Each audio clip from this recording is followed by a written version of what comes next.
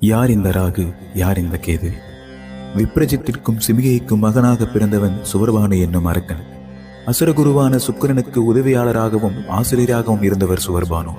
சாகா வர வேண்டும் என்பதற்காக தேவர்களும் அசுரர்களும் மகாவிஷ்ணுவிடம் முறையிட்டனர்.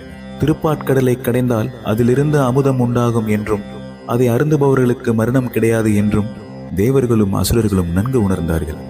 பாட்கடலில் மந்திர மலையை மத்தாகவும் வாசுகி என்னும் பாம்பை கயிறாகவும் வைத்து ஒரு பக்கம் தேவர்களும் மறுபக்கம் அசுரர்களும் கடைந்தார்கள்.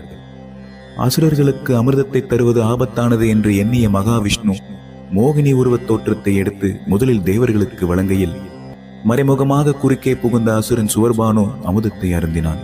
இதனை கண்ட சூரிய சந்திரர்கள் மோகினி வேடத்தில் உள்ள மகாவிஷ்ணுவிடம் சொல்ல, அமுதக்கரண்டியால் சுவர்பானுவின் தலையை வெட்டிய மோகினி தலை ஒரு பகுதியாகவும் உடல் ஒரு பகுதியாகவும் பிளவுபட்டது. மனித தலையும் பாம்பின் உடலையும் ராகுவாகவும் பாம்பின் தலையும் மனித உடலையும் கேதுவாகவும் மாறியது. தந்தையின் வகையராகவும் தந்தையின் மரபணுவை சொல்லுவது ராகுவும், தாயின் வகையராகவும் தாயின் மரபணுவை சொல்லுவது கேதுவாகவும், சுகபோகங்களுக்கு அடிமையானவர் ராகுவும், பற்றற்ற வாழ்விற்கு ஞானத்திற்கும் ஊற்றாக கேதுவும் விளங்குவார். உறவையோ பொருளையோ கொடுத்து கெடுப்பதில் ராகு போலவும், உறவையோ பொருளையோ கெடுத்துக் கொடுப்பதில் கேது போலவும் அனுபவத்தை தருபவர் இங்கு யாரும் இல்லை. ஓம் ராகவே நமஹ. ஓம் கேதுவே நமஹ.